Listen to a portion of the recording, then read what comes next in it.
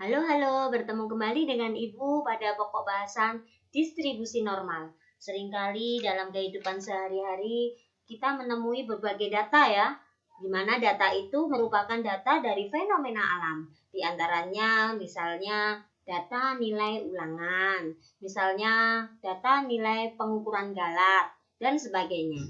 Sehingga distribusi normal bisa didefinisikan bahwa distribusi frekuensi kontinu dengan rentang yang tidak terbatas. Jadi sampai tak hingga dan telah berkembang sehingga disebut dalam distribusi Gauss. Nah, yang penting di sini bentuknya adalah berbentuk lonceng. Nah, dengan nilai rata-rata pada sumbu simetrinya. Nah, di sini ya. Kemudian karakteristiknya. Bagaimana karakteristik distribusi ini?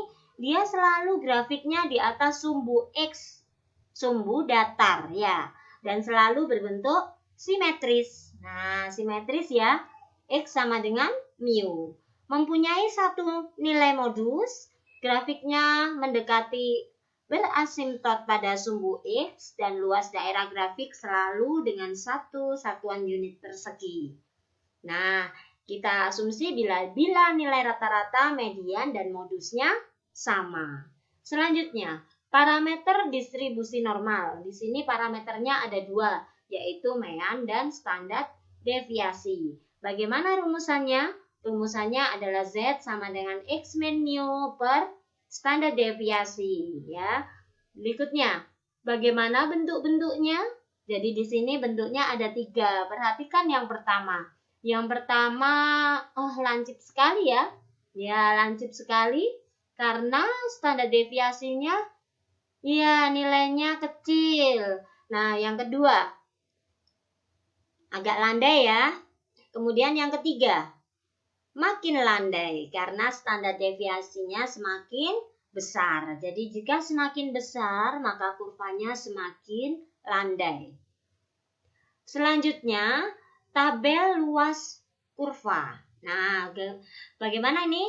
Jika P-nya 0, Z sampai 2,13. Nah, dilihat dulu langkah-langkahnya. Ini adalah tabel kurva normal 2,13. Nah, kita ambil digit yang pertama dan kedua, 2,1 ditambah 0,03. Kemudian kita cari dalam Z 2,1 ini ya di sini, dan 0,03 ini 0, 0,01, 0,02 dan di sini 0,03. Kita luruskan antara 0,03 dengan 2,1. Nah, didapat hasil berapa ini? 0,48. Ya, ini ya hasilnya 0,4834. Begitu cara mencarinya tabel. Bisa dipahami ya?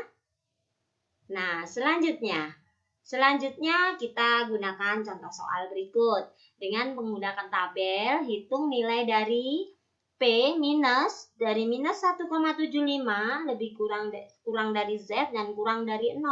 Berarti gambarnya sedemikian ya.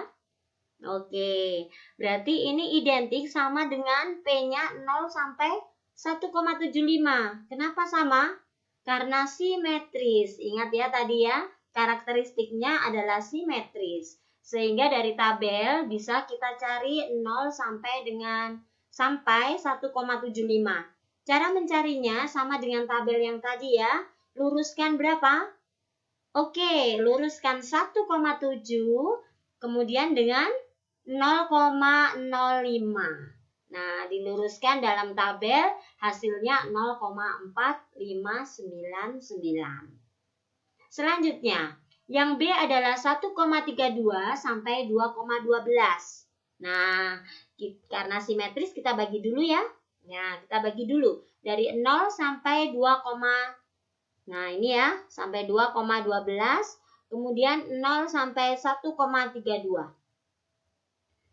Yang dicari hanya 1,32 sampai 2,12. Acuannya dari 0. Nah, sehingga keseluruhan dari 0 sampai 2,12 nanti akan dikurangi dari 0 sampai 1,32. Sama dengan tadi cara melihat tabel, mulai berapa? 2,1, luruskan dengan 0,02. Kemudian yang di sini 1,3 diluruskan dengan diluruskan dengan 0,02. Hasilnya dikurangkan dan ini hasil akhirnya. Semoga mudah dipahami. Kemudian selanjutnya adalah dari hitunglah P, 90 lebih kecil X lebih kecil 115. Jika diketahui mu atau men-nya adalah 105 dan standar deviasinya adalah 10. Nah, kita selesaikan dalam rumus ya. Tadi ada rumus kan? Sudah? Nah, di sini ada rumusnya X dikurangi mu per standar deviasi.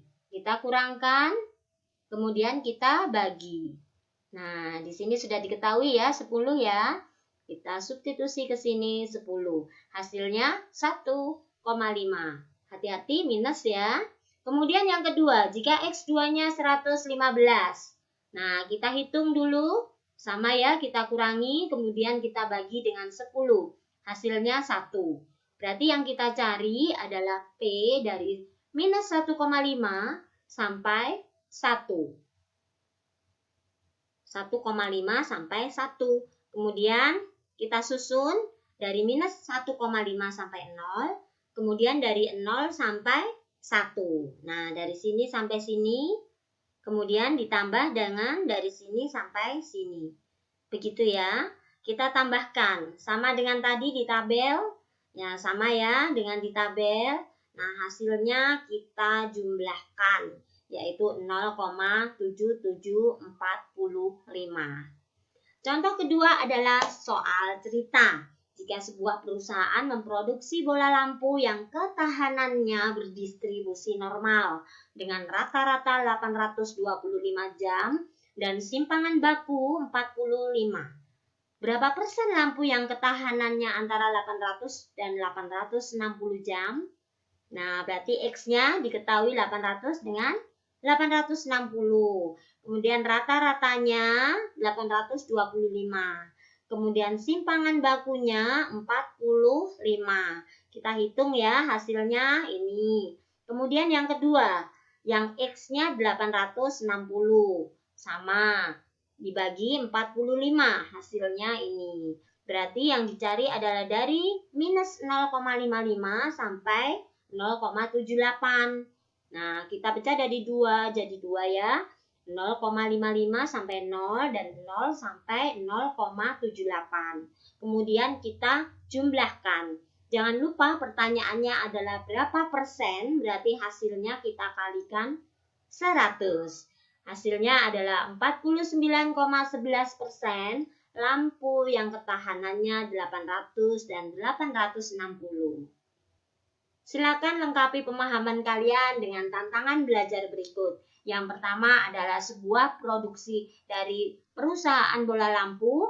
Kemudian yang kedua adalah silakan sekalian cari dalam jelajah internet penerapan dari distribusi normal.